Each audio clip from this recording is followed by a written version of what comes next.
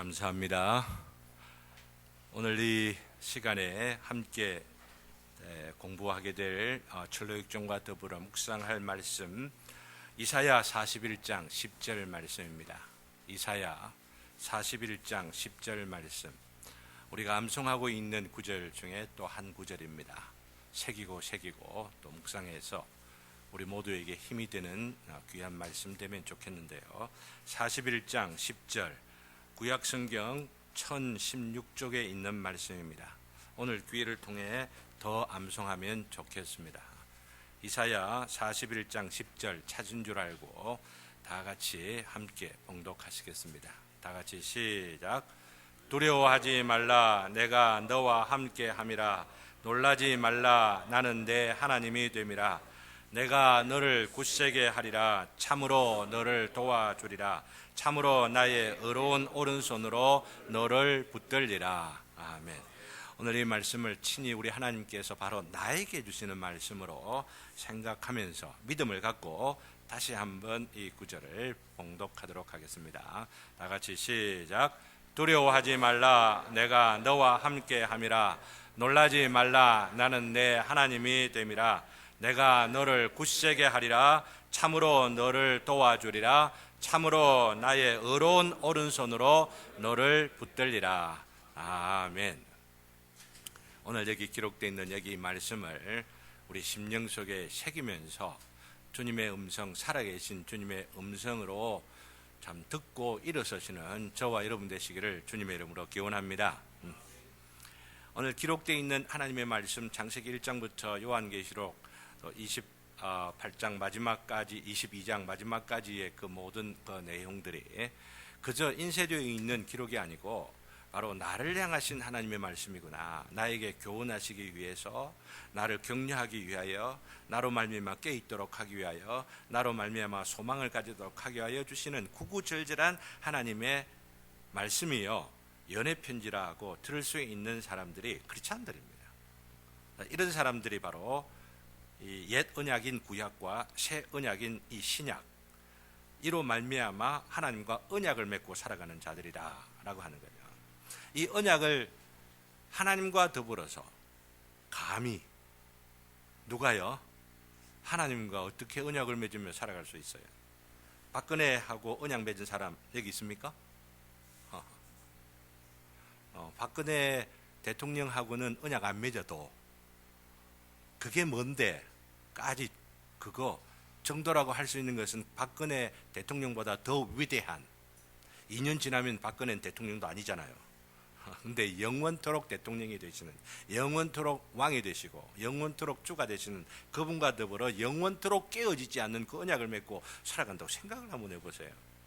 생각만 좀 해보면 오싹하기도 하고, 내가 뭔데 도대체 이 은혜가, 이 놀라운 특권이 주어졌을까, 이런 생각 들지 않습니까? 이런 생각들을 믿음으로 하게 되어질 때에 우리의 영혼 깊은 곳에서 우러나오는 게 뭐냐 하면은 기쁨입니다. 기쁨입니다. 기쁨. 그러니 크리스찬들은 한마디로 기뻐할 수 있는 토대와 그 근거를 넉넉하고 충분하게 가진 사람들, 바로 그들을 크리스찬이라 이렇게 말합니다. 그리고 천국의 가장 기본적인 특징이 뭐라고요? 천국의 복음의 가장 기본적인 특징이 뭐냐 하면은 기쁨입니다. 천국에 아무리 다이아몬드, 황금, 뭐 대단하고 엄청난 것들, 아파트 평수가 100몇 평이나 되고 이래 한다 하더라도 그 천국에 기쁨이 없다고 한다면은 난 안 갈랍니다. 그래도 가고 싶은 분 계십니까? 가십시오. 그러나 후회하고 돌아오실 거예요. 기쁨이 있어야 되죠. 초가상관이라 하더라도. 천국은 초가상관 같지가 않고 엄청난 이 세상의 어떤 영광과 부와 그 풍성함으로도 비교할 수 없는, 그러면서도 기쁨이 있는 그 나라가 천국인데, 그 나라를 죽고 나서가 아니고 역사의 마지막 날이 아니고 지금 이 땅에서도 경험할 수 있도록 우리 주님께서 오셨고 십자가에 죽음 당하시고 부활하시고 성령님 보내신 줄을 믿습니다. 이거 생각하니 그리스도인들은 날마다 크리스찬이어야 된다, 날마다 기쁨으로 살아야 된다라고 하는 거고, 그것이 내 삶이 정상이냐 정상이지 않느냐 하는 것을 판단해 주는 시금석이에요. 오늘 하루를 돌아보면서 내가 기뻐하는 가운데 살았구나, 돌이켜 헤아려 보며 참 감사가 저절로 되어지면은 정상적으로 여러분 산 거고, 가만히서 오늘 살면서 정신없이 바쁘고 지났는데 가만히 헤아려 보니까 어찌 지냈지 전혀 이러면서 기뻐할 수 있을 만한 어떤 그 무엇가 없으면은 비정상입니다. 그래서 오늘 수요 성경부를 통하여서 함께 생각해 보는 가운데에 오늘 밤에 주님 죄송합니다, 이런 어떤 반성이 있게 되어지고 회개가 있게 되어지고, 그러면서 내일 나에게 주신 그 날은 주님 안에서 참 기쁨의 날이 되기를 간절히 소원합니다. 잠자리 들 때 우리 주님께 힘 주시고 우리를 새롭게 해주시고, 그렇죠? 그러면서 은혜 가운데 능력과 소망을 갖고 살아갈 수 있도록 하게 하시죠. 왜 이 말씀을 지금 이 서론에 드리는 줄 아십니까? 바로 좀 우리 천려역정의 그 주인공 크리스찬이 Beautiful Palace, The Palace Beautiful에서, 아름다운 궁전에서 성도다운 성도로서 하나님의 전신갑주로 무장하여 바라보고 있는 데가 어디입니까? 궁극적으로는 천성 하나님의 나라이지만은 그것은 눈에 보이지 아니하기 때문에 눈에 보이는, 즉 이 땅에서 현실적으로 가능한 목표로서의 그 어떤 상태를 지향하도록, 그러면서 그것을 보면서 여행길을 지금 가고 있지 않습니까? 그게 어디입니까? 기쁨의 산이라는 거죠. 기쁨의 산. 기쁨의 산은 거기에 올라야 된다, 등산해야 된다 뻔뻔 흘리면서 이게 아니죠. 어디입니까? 매일같이 기뻐하는 삶이야말로 우리가 목표하면서 바라보면서 그것이 우리의 목표가 되어서 살아야 된다라고 하는 겁니다. 멀리 그 산 황령산 같이 올라갈 필요가 없고 바로 여기 오늘 여기에서 기뻐하는 삶을 살아가야 한다라고 하는 거죠. 그러면서 어디를 걸쳤는지 여러분들, 그죠?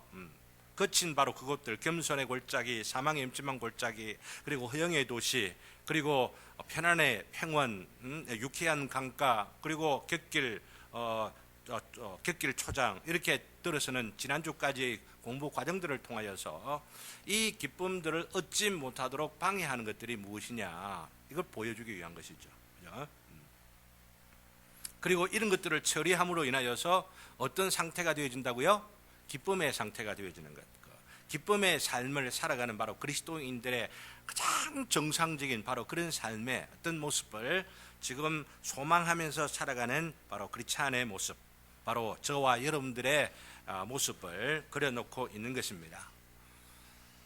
근데 이 기쁨을 누리기 위해서는, 그죠, 허영을 처리해야 되고, 지지난 주일에, 그죠, 편안하고 안락한 삶을 통하여서 우리 마음 가운데 있는 그 유혹들을 배제하면서 그것들을 이겨가면서 살아가야만 기쁨을 누리고 있는데, 그만 지난 주일 우리가 살펴보는 가운데에 좁은 길 정도가 있어 그곳으로 걸어가야만 되는데도 불구하고 너무 지나치게 편안한 삶을 살다가 깜빡 잊어버려가지고 불평하고 원망하다가 어느 길로 들어섰어요? 좀 편한 것 같은 곁길 초장으로 들어서가지고 혼이 나고 고생하고 돌아와가지고 그 올라섰던 길까지 갖지를 못하다가 그만 어떻게 했다고요? 비가 쏟아지고 폭우가 쏟아지는 그 가운데에 그만 잠을 자다가, 피난처가 있어서 잠을 자다가 아침에 깼는데 이 두 크리스찬과 소망이라는 이 친구가 눈을 깨기 전에 먼저 눈이 깨가지고 어슬렁어슬렁 하다가 바로 이 잠자고 있는 쪼무레기 같은 이 인생들을 딱 보고 덥석하고 덮친 사람이 있었죠. 그게 누구냐면 아주 장대한 거인입니다. 그림 한번 보여주시기 바랍니다. 거인입니다. 절망 거인이라고 합니다. 그러면서 지금 뭔가 막 고민을 막 되게들 하고 있는 그런 어떤 모습입니다. 그리고 이 절망 거인은 이런 다른 모양으로도 묘사가 되어져 있습니다. 몽둥이 큰 각 가지고 눈에 보이는 사람마다 절망으로 때려 죽이려고, 다 절망시키려고 지금 다 그러는 거예요. 지금 바로 이 사람이 살고, 이 거인이 살고 있는 성이 어떤 성이에요? 성 이름이 뭡니까? 의심의 성이라고 하는 겁니다. 바로 이 객길 초장으로 쭉 가다 보면은 여러분들 그 그림에, 지도에 나와 있는 것을 여러분 보시게 되죠. 좁은 길을 가다가 좁은 길을 벗어나서 생활하면은 헛된 확신을 만났다고 했죠. 그죠? 이 길이 가는 길이 아닌데 이게 천성문 가는 길인 줄 알다가 곤욕을 당해가지고 그 사람은 구름탱이에 빠져 죽지만은 돌아와가지고 비도 바람도 막 폭우가 쏟아지는 가운데 돌아오게 되는데, 즉 다른 말로 하면 헛된 확신 가운데에 낭패를 당하게 되면은 내가 왜 이런 확신을 했지? 그러다가 무슨 일이 생기는 거예요. 내 마음 가운데 내가 왜 그러실까? 내가 믿는 게 진짜일까? 가짜일까? 의심하게 되어지고, 의심이 자라게 되면 어떻게 돼요? 절망까지 이르러서 나중 뒤에 이 절망의 성에 잡힌 사람들이 어떻게 되는지가 오늘 여기 존 버년의 이 소설 가운데 나오고 있는 것이죠. 이 절망 거인에 의해 잡혀가지고 그 뒤에 그림 뒤에 보세요. 두 사람이 꼼짝없이 지금 잡혔습니다. 그래가지고 처박혔습니다. 그리 다리 밑에 딱 이랬죠. 발목 밑에 꼼짝도 못하고 있는. 그리고 또 이렇게 해가지고 몽둥이로 찜질을 당하고 고생을 지금 하는 겁니다. 지금 며칠 동안, 3일 동안 수요일부터 토요일 그 밤늦게까지 고생을 합니다. 아무것도 먹지 못하고 마시지 못하도록 하게 해가지고, 그러면서 그 뒤에 그 그림 봅니다. 막 고민이 돼가지고 지금 절망을 지금 하고 있는 판에, 이 절망 거인의 부인 이름이 뭐냐 하면은 디피던스, 영어라고 그래요. 영어로는 디피던스라고 하는데 이게 뭐냐면 자포자기라고 하는 뜻입니다. 근데 여기 내 경내에 이 두 사람이 찾아와가지고 말이야, 좀 일이 있는데 어떻게 할까? 이제 자기 아내하고 이야기를 주고받고 이러다가, 이름이 왜 자포자기냐 하면은 이 감옥에서 빠져나갈 길이 하나도 없으니까 자포자기 해갖고 바로 이 사람들에게 협박을 줘가지고 당신이 죽이는 수고 하는 것보다도 스스로 목숨을 끊어갖고 자살하도록 그렇게 협박을 하라고 그렇게 시킵니다. 자포자기 하게 되면은 뭐지 된다고요? 아이고 살아서 뭐 할까? 이 감옥에서 고생도 하고 먹을 것도 없고 또 풀려날 가능성도 전혀 없는데 아이고 막 죽는 게 오히려 더 낫지 하는 생각을 가지게 하는 이 힘, 세력이 있다라고 하는 것입니다. 우리가 살다 보면은 힘들고 어려운 일들 많이 당하게 되죠. 하나님의 말씀대로 내가 살아야 되겠다 생각을 하면서도 그렇게 살지 못하게 되면서 의심의 싹이 싹트기 시작을 하게 되고, 이렇게 살면은 아이고 신앙생활, 아이고 교회 다닐 것도 없는 거지 않냐. 그러다가 한두 번 빠지게 되면은 이거 뭐 교회 안 다녀도 괜찮네 뭐 등등 하다가 세상하고 찌어가지고 뭐 그냥 그리 살다가 돌이켜보는 반성도 없고 이 회개하는 그 기회도 없고 뭐 그렇게 계속 살고 이러던 가운데에 삶의 이 의미를 발견하지 못하고 이 삶이 허무하구나, 텅 비어 있구나, 뭔가 잡을 듯, 뭔가 줄 듯 싶어 뭔가 추구해 왔지만은 이 수고의 끝자락이 도대체 지금 이 절벽 앞에 서가지고 떨어지면은 그냥 아무것도 아닌 것 같은 그런 인생의 어떤 마지막 이런 것에 잡히게 되어질 때에 아이고야, 막 그냥 툭 떨어져 버려 죽으면 좋겠다 이런 생각이 든다라고 하는 이야기입니다. 자포자기 하게 되는 그런 일들이. 눈 한번 봅시다. 여러분들 그런 분들 계신지 아닌지 모르겠다. 서로 눈 가까이 있는 분들 눈 한번 딱 쳐다봐 주세요. 그러면 눈이 다릅니다. 그런 분들은 눈에 총기가 없고요. 그냥 막 피하려 그러고요. 내 생각을 왜 저렇게 이야기를 하고 있지 뭐 이런 식으로. 여기 보니까 그런 분들 아무 없는 것 같아.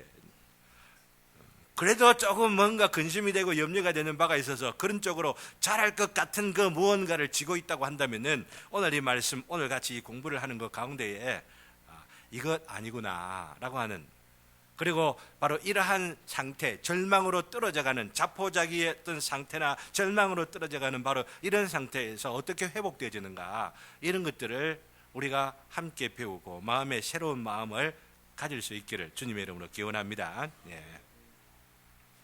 이 부분에서 우리가 생각해 보아야 할 어떤 내용들이 있습니다. 거의 나는 죽어야 되겠다라고 하는 생각을 누가 하느냐면은 주인공 크리스찬이 합니다. 왜냐하면은 3일 동안 밥도 못 먹고 감옥이 너무나도 견고해가지고 좀 도저히 빠져나갈 길이 전혀 없다고 생각을 하고 매일 저녁마다 와서 큰 몽둥이를 갖고 찜질을 하고 이러니까 아이고 내일이 소망이 전혀 없는 거예요. 그런데 보십시오. 친구 이름이 뭐라고요? 소망이라는 친구 보십시오. 소망이라는. 왜 하필 여기 친구 이름을 소망이라 두었는지, 여러분들이 아주 존 버년이 천재적인 영감까지는 아니라 하더라도, 성경의 영감까지는 아니라 하더라도 그 상상력과 창의력이 참 발휘되어 가지고 그 친구 이름을 소망이라 붙여둔 것들을 보게 되어집니다. 이 주인공 그렇지 않은 주인공인데도 죽으려고 해요. 근데 그러는데 이 소망이라는 친구가 그 이름답게 꼿꼿하게 우리는 그렇게 죽으면 안 돼. 반드시 우리가 살아야 할 우리의 이유가 있는 거야. 이러면서 주인공을 설득합니다. 근데 설득하는 여러 가지 이유들을 제시하는 것 가운데에 여러분들의 책을 여러분들 읽으시면 읽는 것이 중요하다고 했습니다. 오늘 이 설명 듣는 것 이건 아니라 여러분 직접 이렇게 읽는 것이 너무 중요합니다. 여러 가지 이유가 나오는데 그 이유 중에 하나를 여러분 강조하면서 여러분과 함께 나누려고 하는 것입니다. 왜 죽으면 안 되느냐라고 하면은 이 소망이 설명을 합니다. 성경에 보면은 살인하지 말라고 했지 않냐. 살인하지 말라고 한 것 하나님의 명령인데 다른 사람을 살인하지 말라고 하신 것 바로 이 말씀은 자기 자신을 살인하지 말라라고 하는 말씀하고 똑같은 거야. 이렇게 설명합니다. 즉 십계명에 나오는 그 말씀들을 두고 자기를 죽이는 것은 살인하는 것에 해당되는 거기 때문에 우리는 그런 죄를 지으면 안 되는 거야. 이런 이야기를 하는 거죠. 여러분 어떻게 공감하십니까? 이전에 우리 십계명을 쭉 살펴보는 가운데에 이 부분을 간단하게 언급들을 했었습니다. 근데 저는 오늘 거기에 좀 더 나가고자 하는, 거기서 좀 더 깊이 좀 나가서 논의해야 될 너무 중요한 주제가 여기에 있기 때문에 좀 더 이야기를 좀 심화시켜 보려고 합니다. 왜냐하면은 최근에 이 자살 문제라고 하는 것, 스스로 자기 목숨을 끊어버리는 바로 이런 문제에 대하여서 이상하게도 우리나라 사람들이, 현대인들이 묘하게도 관대해져 가고 있습니다. 이전보다도 더 물질적으로 풍요하다고 여겨지는 이 시대에, 우리나라도 그렇지 않습니까? 좀 더 잘 사는 이 시대인데도 불구하고 이상하게도 우리나라 사람들이 이 자살을 좀 관대하게 생각하고 때로는 영웅적으로도 생각하는 이상한 이 관습들이 이 자리를 잡아가고 있는 것 같아요. OECD 국가들 가운데에서 세계적으로 제일 잘 사는 나라 10개 나라 그 안에 있는 드는 이 OECD 국가들 가운데에서 자살률이, 우리 어릴 때 국민학교, 초등학교 다닐 때에 저기 스웨덴 쪽에, 노르웨이 쪽에 자살률이 가장 높다 이런 식으로 배웠습니다. 근데 어느새 몇 년 동안이나 1위 자리를 차지하고 있는 나라가 대한민국이 되어 있는 바로 이 현실들을 생각해 보면은 왜 이리 사회가 됐을까 이런 생각들을 하지 않을 수가 없습니다. 여러 가지 아마 이유들이 있어 사회학자들이 분석하고 그러면서 나름대로 대안들을 제시해 가야만 할 것입니다. 41명이 하루에,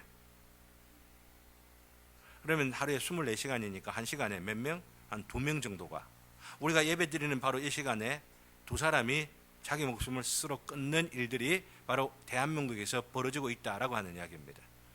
기도하지 않으면 뭔가 이상한 영이 이 시대를, 우리나라 대한민국 이 공중을 지금 휘어잡고 있는 것이 아닐까 생각하지 않을 수 없는, 오늘 인터넷에 보니까 도 뭔가 하는 가수가 33살인데 죽었다라고 하는 기사만 났어요. 근데 이상하게도 왜 죽었는지 기사가 나오질 않아요. 그 이유는 나오질 않아요. 아마도 저는 생각을 하기를 아마 또 이런 류의 비슷한 어떤 일로 인하여서 죽었기 때문에 너무 민망해가지고 그걸 밝히지 않은 채로 기사가 나와 있는 것 아닐까 하는 생각들을 하게 되어집니다. 음반 내놔놓고 금방 며칠 뒤에는 음반 나오는데 그냥 죽은 거예요. 이유가 없잖아. 이유가. 아마 우리가 모르는 어떤 그 남 모르는 어떤 사연들 가운데에서 사고로도 죽었다 하면은 조금 슬픈 일이지만은, 그죠? 일단 이런 일들을 보면서 막 금방 그렇게 연상되어질 정도의 어떤 비일비재한 연예인들의 어떤 자살, 이런 것들을 생각하며 참 심각한 문제라고 하지 않을 수가 없습니다. 저도 참 민감하게 생각을 하면서 이 문제가 특별히 교회 안에 들어오면서 교회 안에 있는 많은 분들이 이 자살 문제에 대하여 조금은 너무 이전과는 다르게 좀 느슨해져 있는 그런 경향들을 보기 때문에 제가 굉장히 민감하게 생각을 하고, 어떤 면에서는 좀 시대적으로 교회가 연약해져 가고 있는 현실을 그대로 반영하고 있는 것이 아닌가 하는 문제가 바로 이 자살 문제에 있다는 생각들을 해보게 되어집니다. 참 심각한 문제이기 때문에 존 버년이 이 철로 역정 이 부분에서 소망이 그 친구가 이 주인공 크리스찬에게 자살해서는 안 돼라고 하는 이유로 제시하고 있는 그 이유들 중에 아주 중요한 부분은 밑줄을 꺼두면서 생각을 해보아야 할 필요가 있다는 생각을 해보게 되는 대목이, 여러분들의 그 교재가 있으면은 교재에 몇 페이지냐 하면은 바로 170페이지를 보면은 왜 자살을 하면 안 되느냐라고 하는 부분을 이렇게 설명들을 하고 있습니다. 170페이지 위쪽에 보면 이렇습니다. 다른 사람을 죽이는 자는 그의 몸만 죽이는 셈이 되지만 자기 자신을 죽이는 자는 자기의 몸만 죽이는 게 아니고 무엇도 죽이는 것이냐, 영혼도 죽이는 셈이야, 이렇게 말합니다. 그러면서 내 형제여, 지금 주인공 크리스찬에게 소망이 말합니다. 내 형제여, 당신은 무덤이 편할 거라고 말했지만 살인자가 가는 곳은 필경 지옥이라는 사실을 잊으셨습니까? 라고 말합니다. 다른 말로 말씀드리면 죽으면 그건 끝난다, 그냥 편할 것이다 생각을 하지만은 죽으면은 자기가 자기를 죽여 자기 자살을 하게 되어지면은 죽고 나면은 지옥으로 가기는, 다른 말로 하면은 편한 것이 아니고 더 고통스러운 바로 다음 순간이 기다리고 있다라고 말하고 있는 겁니다. 어떻게 하면요? 자살하게 되면요. 여러분 어떻게 생각합니까? 자살하게 되면은 지옥을 간다라고 하는 바로 이런 견해에 대해서 여러분들은 어떻게 생각을 하십니까? 전통적으로 기독교가 초대교회 때부터 2000년 역사를 거의 내려오면서 계속해서 강조되어 온 것은 뭐냐면은 자살해서는 안 된다라고 하는 겁니다. 자살해서는 안 된다라고 하는 것이 앞에 이야기한 것처럼 10계명의 한 계명인 살인하지 말라라고 하는 계명을 어기는 것일 뿐만 아니라 나아가서 자살하게 되면은 지옥에 가기 때문이다. 이렇게 신학자들이, 성경을 성경으로 믿는 그런 신학자들이 강조해 왔었습니다. 이것이 청교도들의 전통이라고 하는 것을 오늘 이 글에서 이런 볼 수 있게 되겠죠, 그렇죠? 그리고 개혁 신앙의 정통적인 신앙으로 인정되어져 왔었습니다. 문제는 이런 결론이, 이런 전통이 요즘은 어디 성경에 보면 어디 그런 게 있냐? 자살하면은 죄긴 죄지만은 살인죄긴 한다 하더라도 지옥 간다고 하는 구절들이 어디에 나오느냐라고 말하면서 성경을 전통적인 해석의 방식을 취하지 아니하고 나름대로 이런저런 이론들을 가지고 와서 그것이 비성경적이다라고까지도 말합니다. 자살하면은 지옥에 간다라고 하는 그 견해가 비성경적이다, 이렇게 말합니다. 심지어 고신 출신인 어느 신학자도, 어느 출신인요? 고신 출신인, 고신에 있는 어느 신학자도 지옥에 가는 것은 뭐 죄긴 하더라도 꼭 그걸, 그 사람을 꼭 그 지옥에 간다고 이야기하는 것은 비성경적이다, 개혁신학도 아니다, 이렇게 말하고 있는 사람들 있고, 그것에 대해서 뭔가 문제가 있다, 잘못됐다 이렇게 생각하고 반발하고 반대하고 그런 입장들을 비평하고 이러는 그런 견해들이 별로 없는, 그거 그래 괜찮은 것 같네, 자살하는 사람들 요즘 우울증도 있고 뭐 힘들고 고민하는 거 많은데 사람들을 많이 이해해주는 그런 입장인 것 같으니까 그런 견해를 갖고 이야기하면은 사람들에게 인기도 좀 괜찮겠네, 이렇게 하면서 좀 받아들여지는 것 같아요. 근데 저는 여러분들에게 미움을 받을 줄 모르고 한국 교회에 제가 미움을 받을 줄 모르지만은 이러한 견해야말로 전통적인 우리 신앙의 아름다운 전통, 그리고 자살을 방지해왔던 너무나 놀라운 방어막이 허물어져 가고 있다고 하는 말씀을 드리고 싶으면서 이것을 좀 제대로 좀 비판하고 또 제대로 된 견해들을 우리가 알았으면 좋겠다고 생각합니다. 어떤 면에서는 이런 견해를 갖고 있는 바로 그분이 죄를 가볍게 여기는 것은 아니라 할지라도 죄라고 하는 것 자체를 가볍게 여기고 있는, 어떤 면에서는 생명이라고 하는 것을 좀 가볍게 여기는 그런 세태를 반영하는 그런 견해가 되지 않을까 생각을 하면서 심히도 우려하고 있습니다. 존 버녀는 오늘 여기 있는 말씀을 통해서도 우리가 분명히 공부를 하는 것처럼 이런 공부가 참 필요하다고 생각하는 것은, 자살을 하면은 살인죄가 되는 것뿐만 아니라 어디까지 간다고요? 지옥까지 간다고 분명하게 이야기하고 있는 것이 철로 역정의 바로 결론이라고 하는 것, 강조하는 점이다라고 하는 것을 우리가 알아두면서 우리가 이렇게 한번 생각해 보야만 합니다. 왜 이런 견해가 굉장히 중요하냐, 그리고 우리가 잘 정리하면서 받아들여야 할 견해냐라고 하면은, 성경에 보면은 요한계시록 21장에 보면은 거짓말하는 모든 자도 다 유황의 불못에 던지어지리라 라고 하는 말씀이 나옵니다. 여러분께 질문을 드립니다. 거짓말하는 자가 악합니까? 아니면 살인한 자가 악합니까? 그렇죠. 살인하는 자가 더 악하다고 봐야 되겠죠. 거짓말이 그냥 아무나 해도 된다라고 하는 그런 뜻은 아니라 할지라도, 그렇죠, 그죠? 그런데 성경에 보면은 거짓말하는 자도 유황불못에 들어가리라라고 말하고 있습니다. 그러면 살인하는 자도 유황불못에 들어가리라라고 하는 결론은 너무 당연하게 나오는 거지 않습니까? 그리고 자기를 죽이는 것은 살인하는 죄니까 살인하는 바로 그 죄도 유황불못에 들어가는 것은 당연하다고 볼 수가 있습니다. 아이고야, 큰일 났다, 오늘부터 거짓말하는 것도 유황불못에 들어간다더라, 전다, 이렇게 생각할지 모르겠는데, 여러분들 이 부분을 좀 조심해서 생각해야만 합니다. 먼저 무엇보다도 우리가 고백하고 있는 웨스트민스터 신앙고백서 15장 4절에 보면은 아무리 적은 죄라 하더라도 저주받지 못할 죄는 없다라고 합니다. 아무리 적은 거짓말 하나라도 저주를 받아서 지옥에 떨어지게 하는 것이다 라고 하는 이야기입니다.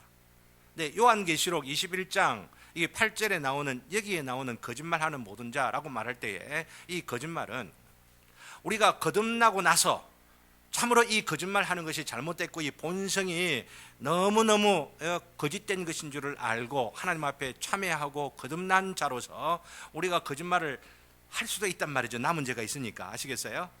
그렇기 때문에, 그리고 그 거짓말을 해놓고 잊어버릴 수도 있어요. 근데 잊어버린 바로 이 죄를 죽는 순간에 기억나가지고 다 회개 못하고 그냥 하나님 앞에 섰다. 야, 니 그때 니 거짓말한 거 니 기억도 못하고 회개도 안 한 채로 내한테 왔지, 니 지옥 가. 하나님께서 그렇게 하시겠다는 이야기입니까? 그런 하나님은 너무 잔인해.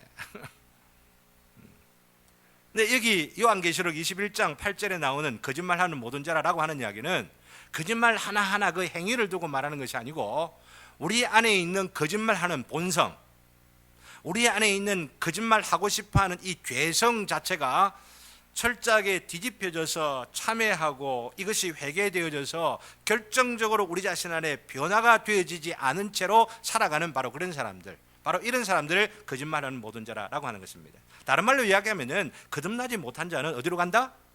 지옥 간다라고 하는 이야기입니다. 거듭난 자는 어디로 간다? 천국 간다라고 하는 것이죠.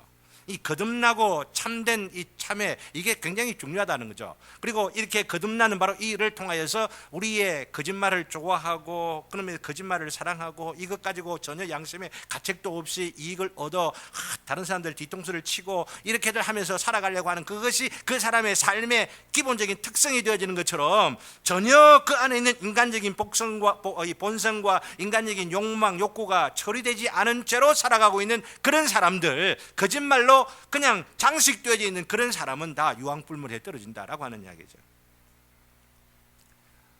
이 거짓의 본성이 처리되지 않은 바로 그런 사람들을 말하는 것입니다.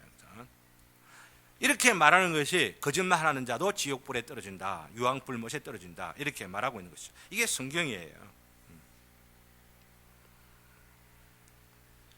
중요한 것은, 너무나 중요한 것은 자살에 대해서 이야기가 나왔기 때문에 자살하는 사람들의 기질은 과연 이렇게 참회하고 거듭나서 본성이 바뀌어진 자들의 그 변화를 경험한 사람들이냐라고 하는 것이죠. 자살하는 사람들이 그 안에 자신의 잘못을 알고 참회하여서 자신 안에 있는 부패한 본성을 치료하고 처리하여서 하나님 앞에 살아가려고 하는 자들인가라고 하는 것을 생각해 보아야 한다는 거죠. 그런 사람인데도 이 사람이 자살했겠느냐라고 하는 겁니다. 여러분 어떻게 생각하세요? 굉장히 중요한 결론을 여러분들 내리셔야만 하는 것입니다.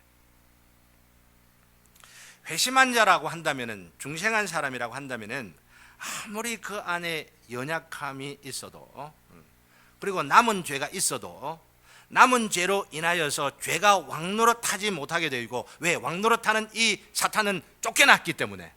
남은 죄가 있어도 누가 내 안에 왕노릇해요? 예수 그리스도가 왕노릇하는 자들이에요. 예수 그리스도가 우리 주인이 되어진 자들이에요. 사단이 작용을 하다가 지배하는 흔적이 내 안에 남은 죄가 되어 있지만은, 이 남은 죄가 나를 지배해서 내 인생과 예수 그리스도가 지배하고 있는 그 자리를 탈취해가지고, 다시금 탈취해가지고 예수 그리스도 자리를 대신할 수 있는 자가 아니라라고 하는 이야기예요. 예수 그리스도가 자기 소유로 삼아가서 거듭나게 한 사람이 사단에 의해서 빼앗기는 바로 그런 일들이 있겠습니까? 하나님께서 당신의 소유로 삼은 자들이 사단에 의해서 하나님 손안에 있는데 사단이 이거 내 거야 하고 뺏어가는 일들이 있겠어요? 있을 수가 없어요. 있을 수가. 그렇게 거듭난 자가 하나님의 소유가 되어 살아가는 자들이 바로 그리스도인이라고 한다면은, 아무리 바로 그런 사람이 연약하기도 하고 이전에 있던 죄의 습성과 그 남은 죄가 강력하게 죽을 때까지 육체 가운데 남아서 우리를 유혹하고 우리를 넘어지게 만들고 우리를 연약하게 하는 부분들이 있다고 할지라도, 끊임없이 하나님의 능력, 하나님의 살아계심, 하나님의 섭리의 그 손길을 기대하고 소망하는 마음이 남아있는 거예요. 이게 중요해요. 이게 중요해요. 아무리 내 삶의 위기와 힘들고 어려운 일로 인하여서 우겨쌈을 당하는 것 같고 뻔찌를 당하고 그러면서 또 넘어지고 일어나지 못할 것 같은 그런 상황들 가운데서도 그리스도인이라고 한다면, 거듭난 사람이라고 한다면, 회심한 자라고 한다면, 바로 그 본성이 절망할 수밖에 없고, 그러면서 자기 자신의 목숨을 제 것인 것처럼 좌지우지하려고 하는 이 자아, 바로 이것을 처리한 사람이기 때문에 내 주인은 내가 아니다라고 하는 생각을 하게 되는 거예요. 내 주인은 누구기 때문에? 예수님이기 때문에. 내 주인은 누구기 때문에? 예수님의 아버지 되시는 영원하신 바로 그 하나님이 바로 나의 주인이라는 것을 바로 믿고, 그 하나님을 의지하고 하나님이 살아계시는 것을 강한 믿음이 아니어도 연약한 믿음이라도 주여 나와 함께 하시옵소서 단식하고 절망하는 가운데서도 주를 향하여 손을 잡아달라고 부르짖는 바로 그 부르짖음이 있게 되는 것이라.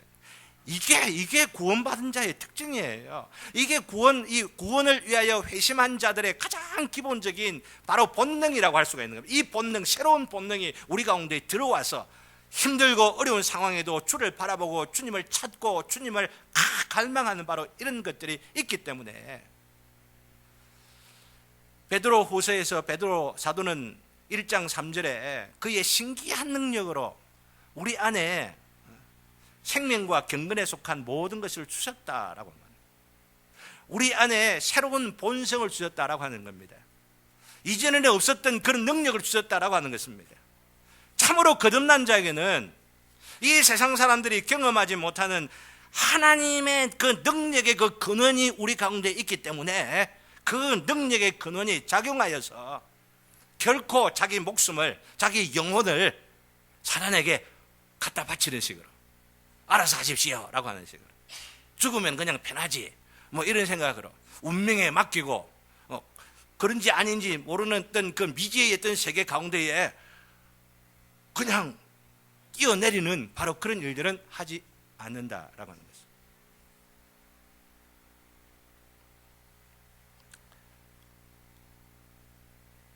자살하는 사람들은 그저 회개할 기회가 없기 때문에 지옥에 가는 것이 아니고, 물론 옛날 전통적으로 강조를 해왔습니다. 자살한 사람이 다시 회개할 기회가 없기 때문에 자살한 사람은 지옥에 간다, 이런 이야기가 있었습니다.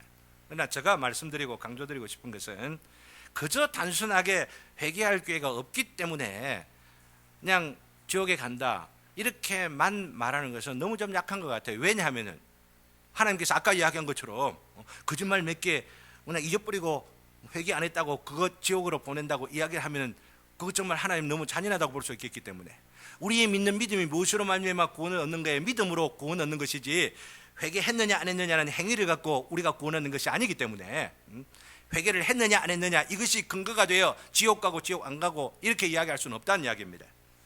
그러나 자살한 사람이 그럼에도 불구하고 지옥에 간다고 이야기할 수 있는 것은 바로 그 안에 본성이 그렇게 절망하고 어려운 일이 있으면은 좌절하고 힘들고 고통스러운 일이 있으면 하나님을 보지 아니하고 자기의 그 본성을 치료하여서 거듭난 자의 본성이 되어서 붙들도록 하나님께서 자기 자신을 내어놓는데도 불구하고 그 하나님을 바라보면서 하나님을 신뢰하면서 살아가질 아니하고 자기 자신에 매여서 이게 안 되니까 그냥 좌절해서 그냥 목숨 생명줄 놓아버리려고 하는 바로 그런 어떤 일들, 바로 그것 때문에 다른 말로 말씀드리면 거듭나지 않은 것 때문에. 무슨 말 아시겠어요? 제 말을 이해하실 수가 있겠습니까? 변화되지 않은 본성, 인간 본성 그냥 그대로 자기 힘 의지하고 자기의 어떤 그 명예를 의지하고 자기의 그 무언가를 추구하는 바로 이것들을 믿고 있기 때문에 그것이 끊어졌을 때에 하나님을 향하여 돌아설 새로 본성이 아직도 없기 때문에 그냥 절망 중에 자기 목숨을 끊어버리는 비극이 있다라고 하는 이야기입니다. 비록 이런 사람들 가운데에 크리스찬인 것처럼 보이는 사람이 있습니다. 교회당을 오고 가고 하는 사람들, 연예인들 가운데도 교회 다니고 크리스찬이라고 말하고 앞에 참 자살했다고 하면서 그 앞에다가 성도 누구, 집사 누구, 어느 장로도 자살 다 하고 이런 일을 비일비재한 거 여러분들 아시죠?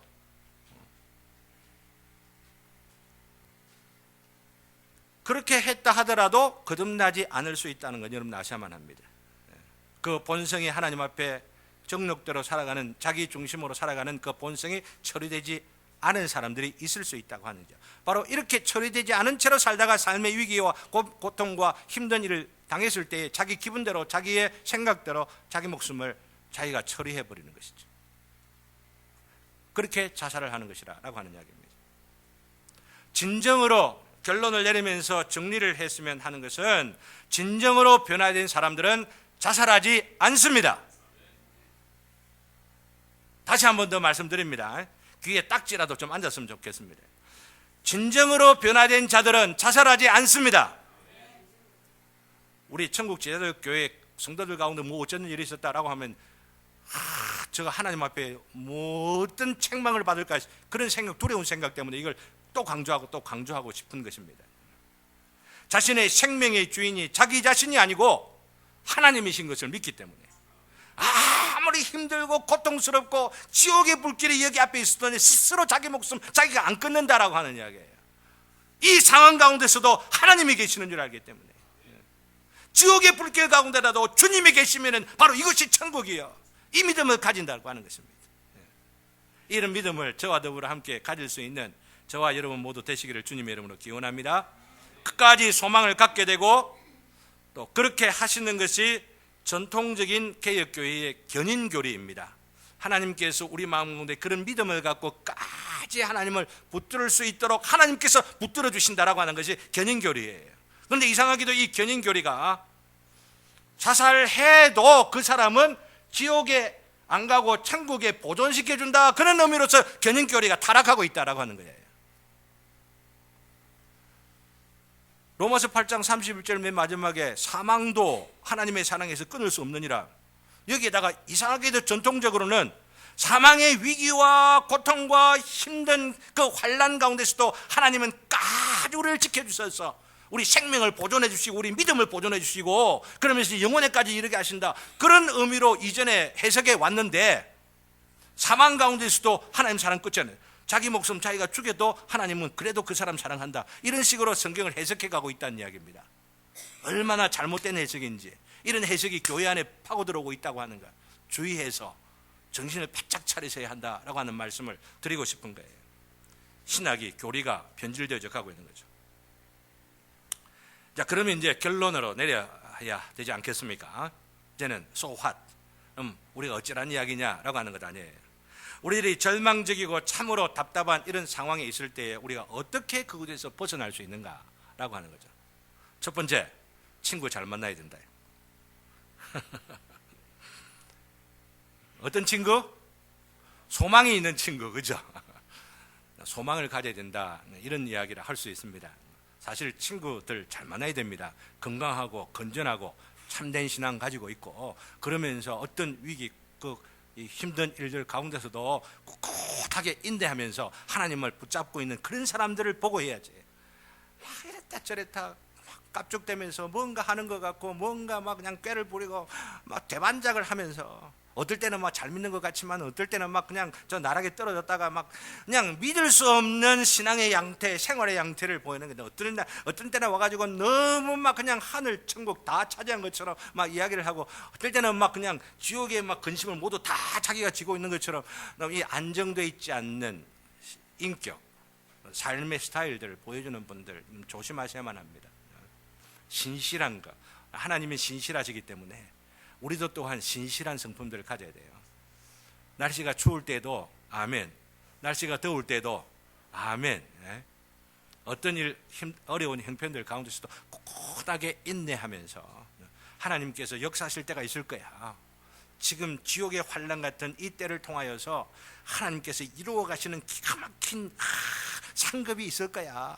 이런 소망과 기대를 가지고 믿음을 저버리지 않고 살아가는 바로 이 소망에 이런 소망을 내가 가져야 되고, 내가 그런 친구가 돼야 되고, 이런 친구를 또한 우리가 옆에 두면서 살아갈 때에 우리가 바로 그 환란을 이겨낸다라고 하는 것, 오늘 이 철로역정을 통해 우리가 배울 수 있는 것이고, 그죠? 두 번째로는 너무나 중요한 게 뭐냐면은,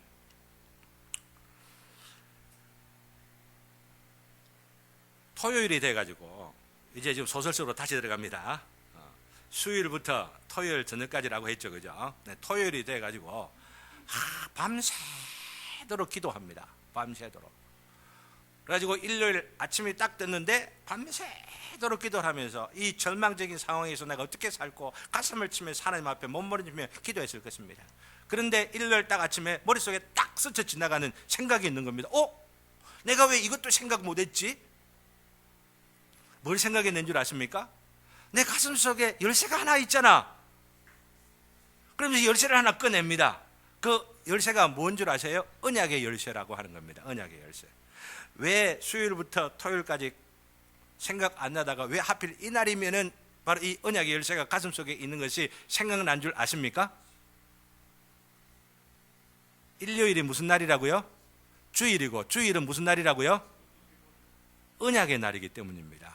주일은 여러분들이 이걸 아셔야만 합니다. 주일은 언약의 날. 왜 주일이 언약의 날이죠? 예수님께서 부활하신 날이기 때문에. 부활하신 날이 왜 언약의 날이죠?